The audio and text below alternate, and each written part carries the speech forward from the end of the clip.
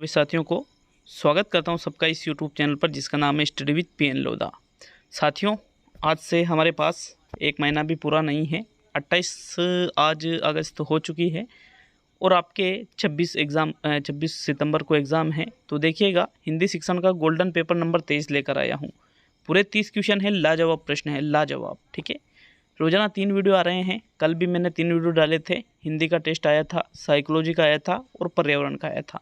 आज भी 3 टेस्ट आएंगे। हिंदी का ये वीडियो आ चुका है, इसके बाद साइकोलॉजी का। भाई आज का साइकोलॉजी का तो विशेष पेपर होने वाला है। विशेष मतलब बहुत ही ज़्यादा स्पेशल है, बहुत ही ज़्यादा। साथियों ज़रूर देखिएगा उस टेस्ट को, क्योंकि उस टेस्ट का कोई जवाब नहीं है। बहुत ही शानदार पेपर बनाया गया है और शाम को वही 4 बजे के लगभग ईवीएस का पेपर आ जाएगा, 3:30-4 के आसपास। तो चलिए शुरू करते हैं इस वीडियो को। पहला क्वेश्चन देखेंगे।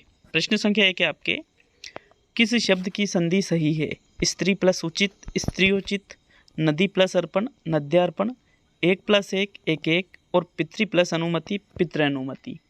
तो देखिएगा, संधि सही है। आपको ये देखना है कि भाई संधि किसमें सही हो रही है।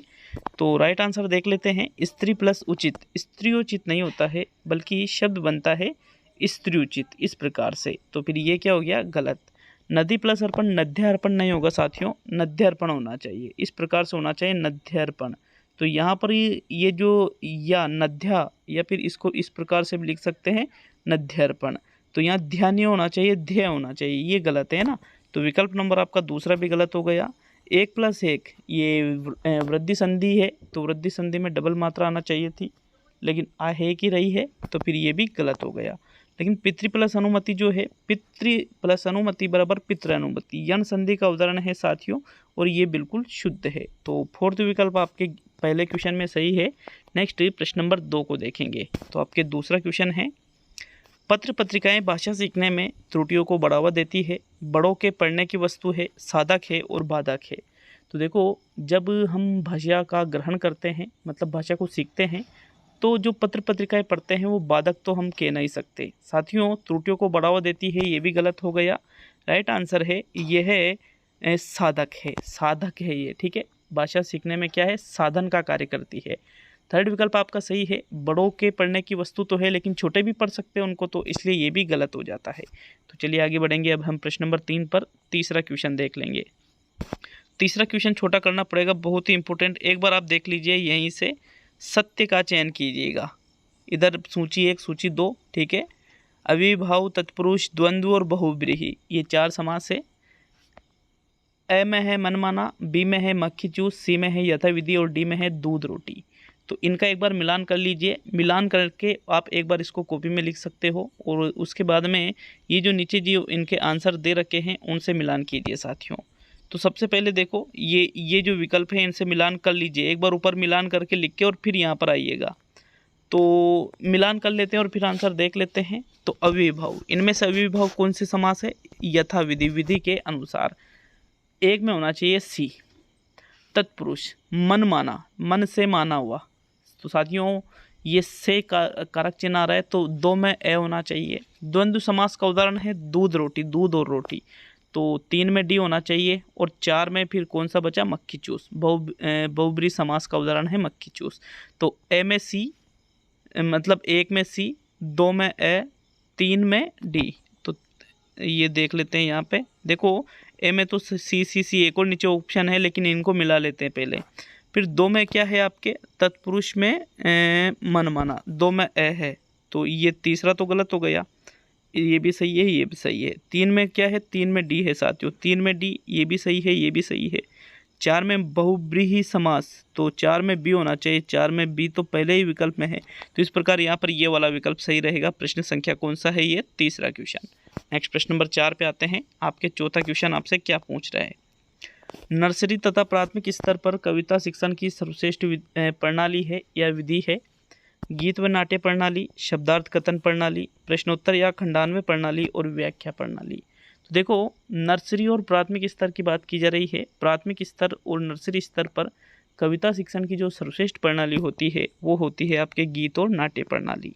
विकल्प नंबर आपका 1 सही है साथियों, प्रश्न नंबर 4 में। नेक्स्ट बढ़ते हैं प्रश्न नंबर 5 की ओर।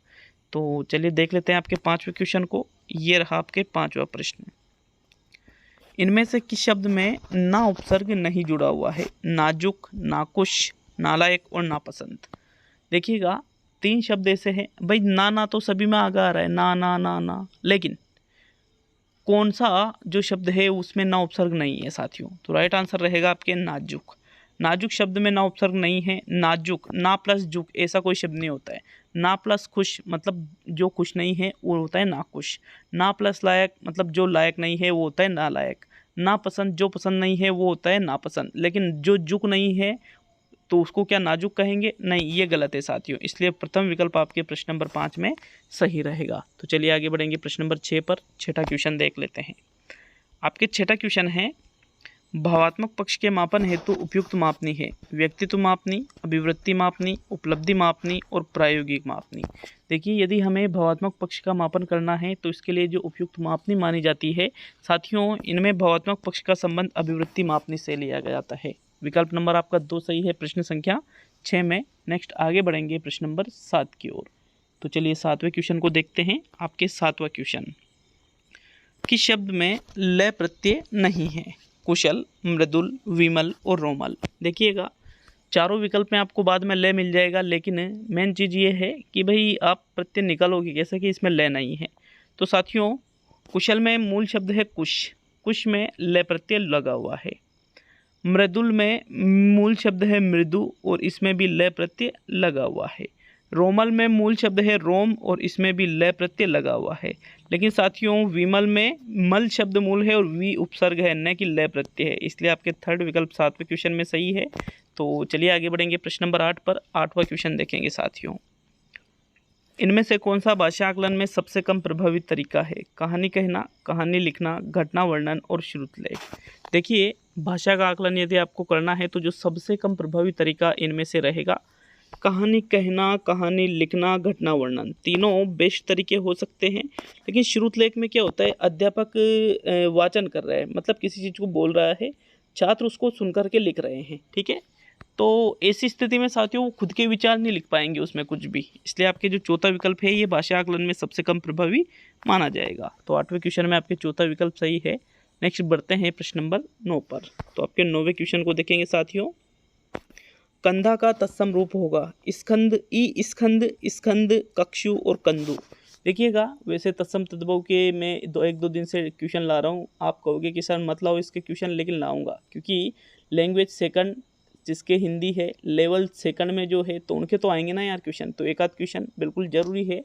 तो देखो कंधा का जो तत्सम रूप होगा वो होता है स्कंद। सेकंड विकल्प आपके 9वें क्वेश्चन में सही है। तो नेक्स्ट प्रश्न नंबर 10 पे आते हैं साथियों। 10वां क्वेश्चन आपसे पूछा जा रहा है, निम्न में से कौन मौन पठन का प्रकार नहीं है? सस्वर पठन, मौन पठन, अर्थ पठन और द्रुत पठन। देखिएगा मौन पठन का जो प्रकार नहीं है उसके बारे में आपको बताना है प्रश्न संख्या 10 में। तो साथियों मौन पठन का प्रकार नहीं है ऐसा है ना प्रश्न, तो यार यहाँ पे तो सस्वर पठन तो किसी भी प्रकार से मौन पठन हो ही नहीं सकता, क्योंकि मौन पठन में तो बिना बोले पढ़ा जाता है और सस्वर पठन में तो स्वर के सहित किया जाता है पठन। लेकिन इसी के साथ में द्रुत पठन तो होता है, मौन पठन भी होता है, लेकिन अर्थ पठन भी नहीं होता है शायद मौन पठन के अंतर्गत। तो फिर भी लेकिन पहले ही विकल्प को चुनेंगे हम, क्योंकि सस्वर पठन तो मुख्य रूप से स्वर सहित हो गया, इसलिए ये तो साफ साफ दिख रहा है कि भाई ये तो गलत है। तो प्रथम विकल्प आपके 10वें क्वेश्चन में सही है। नेक्स्ट प्रश्न नंबर 11 की ओर आते हैं साथियों। तो आपके 11वां क्वेश्चन है, निम्न में से कौन सा वाक्य मिश्र नहीं है? बादल खूब गरजे किंतु वर्षा नहीं हुई, जो परिश्रम करते हैं वे सफल होते हैं, प्रमोद ने कहा कि मैं गांव नहीं जाऊंगा, और यौवन वह काल है जब चरित्र का निर्माण होता है। 4 जो विकल्प है इनमें से एक विकल्प है जो कि मिश्र वाक्य का उदाहरण नहीं है, लेकिन 3 विकल्प ही आपके मिश्र वाक्य के उदाहरण है साथियों। तो प्रश्न संख्या 11 का सही आंसर बताइएगा। देखो यौवन वह काल है जब चरित्र का निर्माण होता है, एक मिश्र वाक्य का उदाहरण है। प्रमोद ने कहा कि मैं गांव नहीं जाऊंगा, मिश्र वाक्य का उदाहरण है। जो परिश्रम करते हैं वे सफल होते हैं, मिश्र वाक्य का उदाहरण है। लेकिन बादल खूब गरजे किंतु, किंतु आ रहा है ना, तो किंतु आते ही कौन सा हो जाता है, यूँ मान के चलिए वो संयुक्त में रहेगा साथियों। तो ये जो पहला विकल्प है बादल खूब गरजे किंतु वर्षा नहीं हुई, ये मिश्र वाक्य का उदाहरण न होकर के ये संयुक्त वाक्य का उदाहरण है साथियों। विकल्प नंबर आपका एक सही है 11वें क्वेश्चन में। तो चलिए आगे बढ़ेंगे प्रश्न नंबर 12 पर। 12वां क्वेश्चन देखेंगे आपके, प्रश्न संख्या 12 है, सतत एवं व्यापक मूल्यांकन पर प्रभावी रूप से किसने जोर दिया है? मुदालियार शिक्षा आयोग ने, राष्ट्रीय शिक्षा नीति 1986 ने, कोठारी शिक्षा आयोग ने, और इनमें से कोई नहीं। साथियों 12वें क्वेश्चन का सही आंसर बताइएगा। वापस बता दे रहा हूँ कि जो सुबह 8 साढ़े 8 के बीच में जो टेस्ट आएगा साइकोलॉजी का, वो यूँ मानो आप प्री टेस्ट है वो साइकोलॉजी का रीट के लिए। प्री टेस्ट मतलब बहुत ही ज़्यादा महत्वपूर्ण है, वो बहुत ही ज़्यादा महत्वपूर्ण। साथियों साइकोलॉजी के उस टेस्ट को अवश्य देखिएगा। आपका वास्तविक मूल्यांकन उस टेस्ट से होगा कि भाई वास्तव में आपकी तैयारी क्या है। ठीक है, तो देखो सतत एवं व्यापक मूल्यांकन पर प्रभावी रूप से जोर राष्ट्रीय शिक्षा नीति 1986 के द्वारा दिया गया था। सेकंड विकल्प आपके 12वें क्वेश्चन में सही है। तो चलिए आगे बढ़ेंगे प्रश्न नंबर 13 की ओर। देखो मैं इसलिए जोर दे रहा हूँ आपसे उस साइकोलॉजी के पेपर के लिए, क्योंकि वो जो पेपर है वो बिल्कुल एग्जाम पैटर्न का है। उसमें आपको एक एक ऑप्शन पे भी सोचना पड़ेगा कि यार ये है कि ये है। टाइम देना पड़ेगा, टाइम लगेगा भी उस टेस्ट में, क्योंकि टेस्ट ही इतना शानदार बनाने की मैंने कोशिश की है। तो 13वां क्वेश्चन है, किशन भी परीक्षा में उत्तीर्ण होगा और हरि भी, क्योंकि दोनों बहुत पढ़ते हैं, यह वाक्य है। मिश्र और संयुक्त, मिश्र और मिश्र, संयुक्त और मिश्र, और इनमें से सभी। तो देखिए यहाँ पर दो वाक्यों का मेल हो रहा है साथियों, मतलब दो संयुक्त, मिश्र मिश्र संयुक्त, वो तो खैर आपको देखना है। तो किशन भी परीक्षा में उत्तीर्ण होगा और हरि भी, तो साथियों यहाँ पर ये और जो शब्द है ये वाक्य को अलग कर रहा है। तो यहाँ पर क्योंकि दोनों बहुत पढ़ते हैं, तो ये क्योंकि इनका संबंध बता रहा है, तो पहले तो ये संयुक्त वाक्य हो रहा है और बाद में मिश्र हो रहा है। थर्ड विकल्प आपके 13वें क्वेश्चन में सही है। नेक्स्ट प्रश्न नंबर 14 को देखेंगे।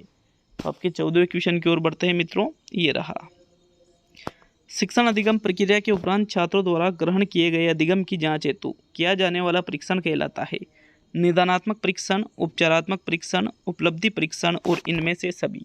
तो देखो शिक्षण अधिगम प्रक्रिया के उपरांत मतलब बाद में जब हम छात्रों द्वारा ग्रहण किए गए अधिगम की जांच करते हैं, तो फिर हम उसको निदानात्मक तो कहेंगे नहीं, क्योंकि निदानात्मक में तो कमियां निकाली जाती है। उपचारात्मक में उनको दूर किया जाता है। साथियों इसको हम उपलब्धि परीक्षण कहेंगे। विकल्प नंबर आपका 3 सही है प्रश्न नंबर 14 में। नेक्स्ट प्रश्न नंबर 15 को देखेंगे साथियों। तो चलिए 15वें क्वेश्चन की ओर बढ़ते हैं। ये रहा आपके 15वां क्वेश्चन।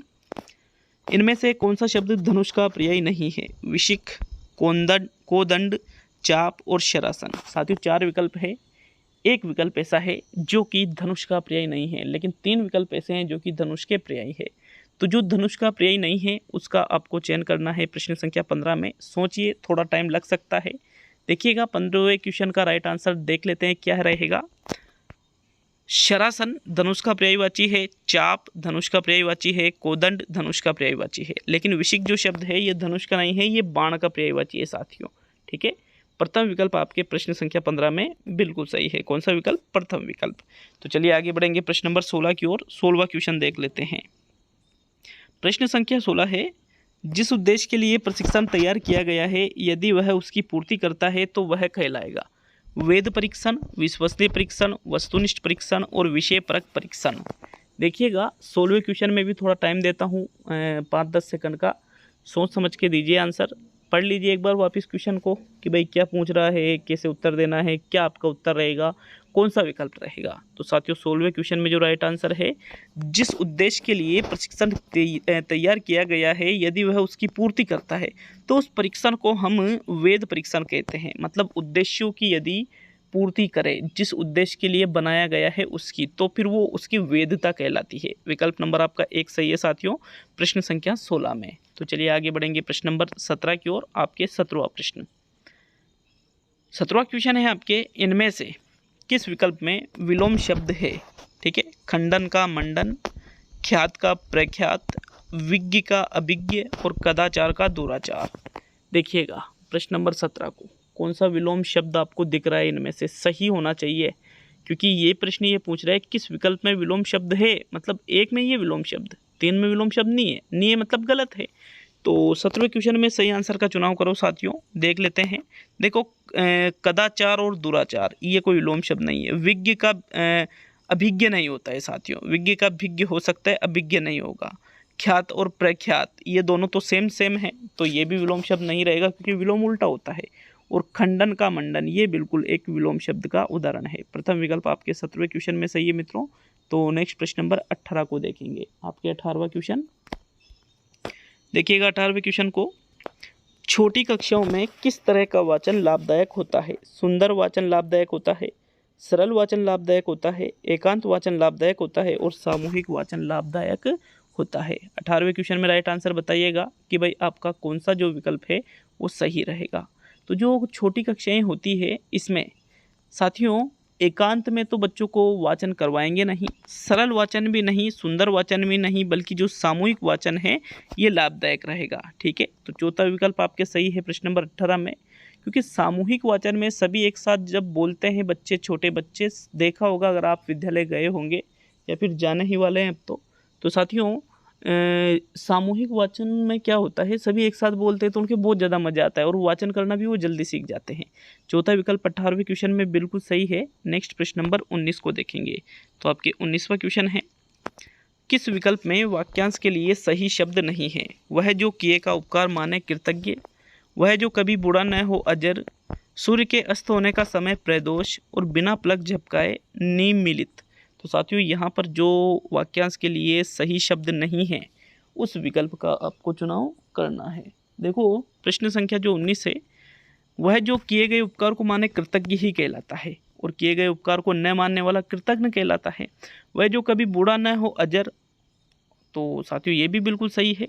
सूर्य के अस्त होने का समय प्रदोष ही कहलाता है, लेकिन बिना पलक झपकाए निमिलित नहीं होता है। साथियों बिना पलक झपकाए तो शायद अनिमेश होता है। ठीक है, तो यहाँ पर आपका जो चौथा विकल्प है 19वें क्वेश्चन में यही आपका आंसर रहेगा। नेक्स्ट प्रश्न नंबर 20 पे आते हैं। तो चलिए 20वें क्वेश्चन को देख लेते हैं।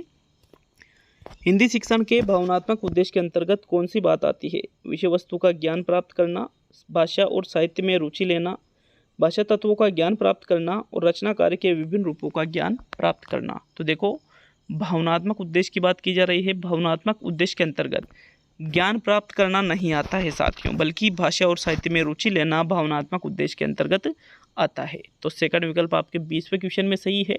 अब नेक्स्ट प्रश्न नंबर 21 पे आते हैं। तो साथियों 21वें क्वेश्चन को देख लेंगे। ये रहा आपके प्रश्न नंबर 21।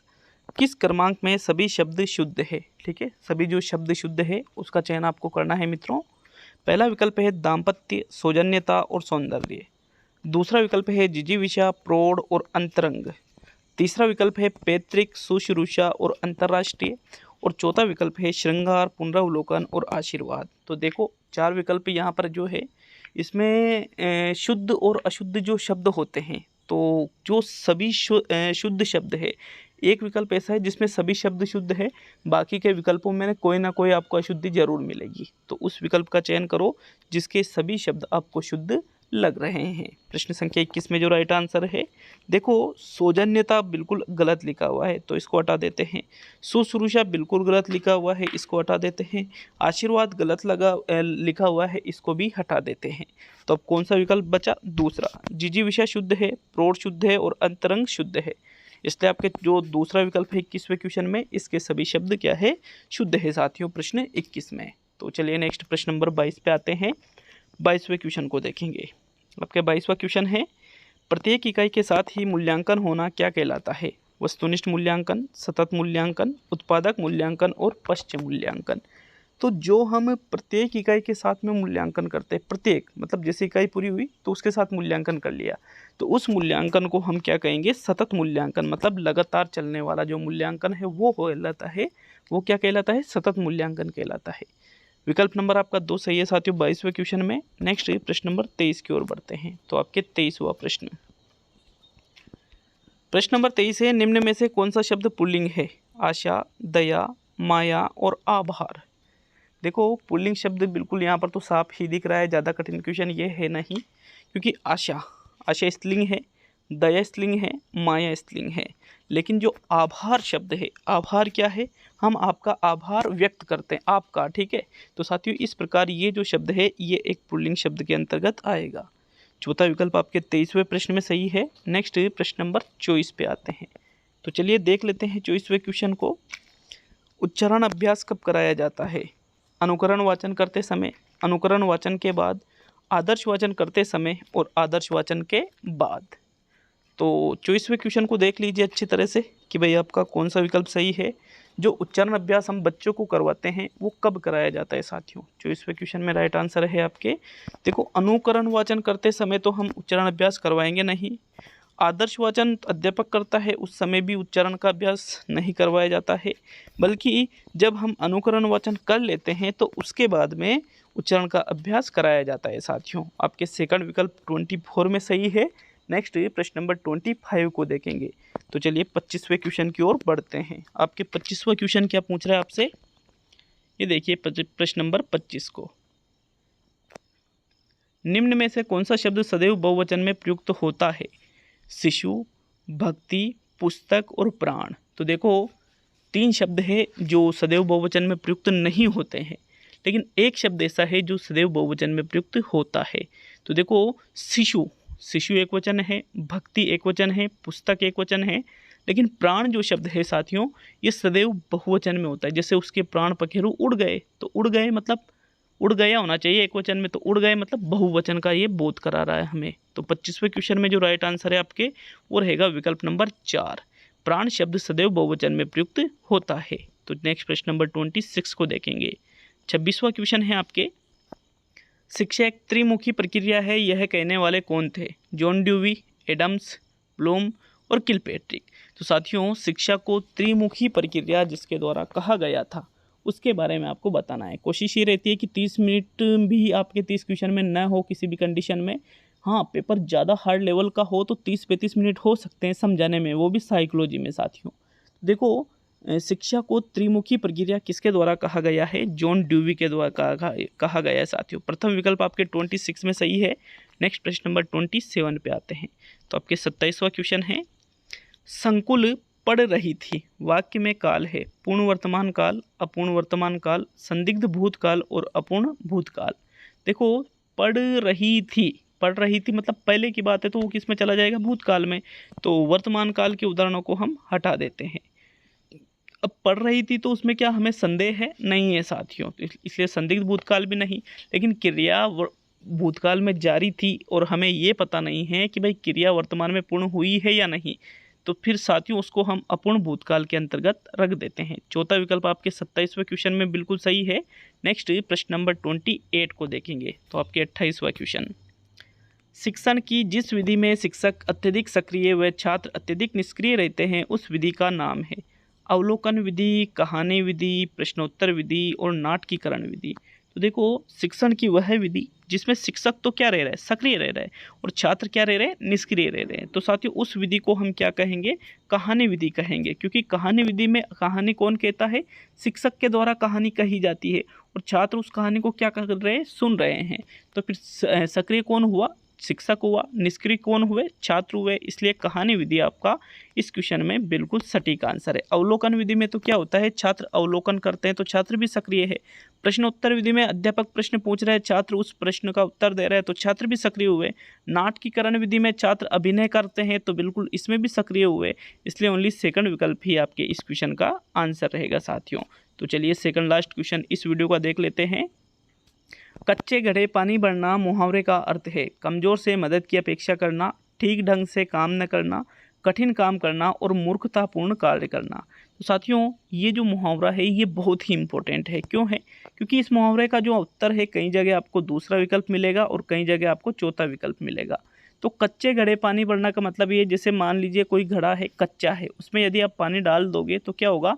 वो घड़ा है वो पका हुआ तो है ही नहीं, तो उसकी मिट्टी क्या होते है साथियों? पानी से वो मिट्टी है जो खराब हो जाएगी और वो पानी भी बह जाएगा और घड़ा भी खराब हो जाएगा। तो मूर्खतापूर्ण कार्य करना एक तरह से इसका अर्थ लिया जाता है। चौथा विकल्प इसमें सही है।